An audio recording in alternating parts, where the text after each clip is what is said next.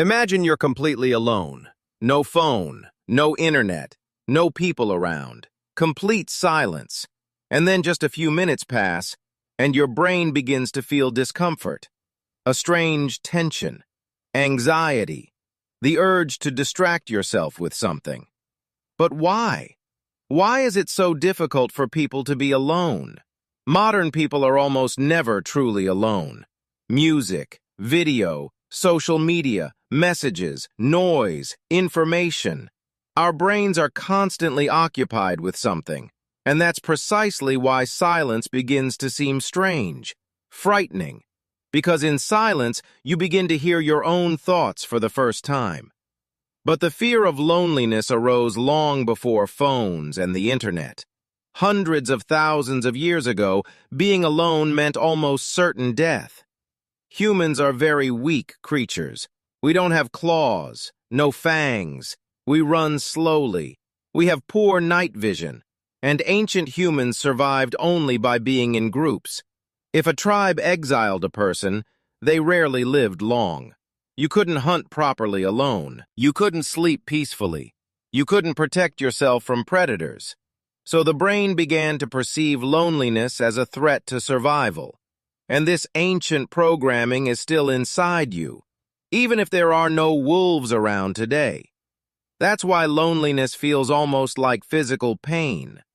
Research shows that social rejection activates the same areas of the brain as actual physical injury. For the brain, being rejected is almost the same as being injured, because for ancient humans, this could actually end in death. But the strangest thing happens when a person is left alone for a long time. The brain begins to create noise itself. You start thinking too much, replaying the past, remembering mistakes, inventing future scenarios, because the brain hates a vacuum. That's why many people fear silence. They turn on music right after waking up, watching videos while eating, scrolling through their phones before bed. Not because they're interested, but because the brain fears being alone. But here's the paradox. While people fear loneliness, many have never truly gotten to know themselves precisely because of the constant noise. As long as there are constant distractions around, a person can escape their own thoughts for years. And perhaps that's why the modern world has become so dependent on content. Every second of silence is instantly filled with anything. Videos, music, news, social media. Because absolute silence begins to reveal things a person tries not to think about. But loneliness and solitude are not the same thing. Loneliness is when you feel unwanted. Solitude is when you are comfortable with yourself.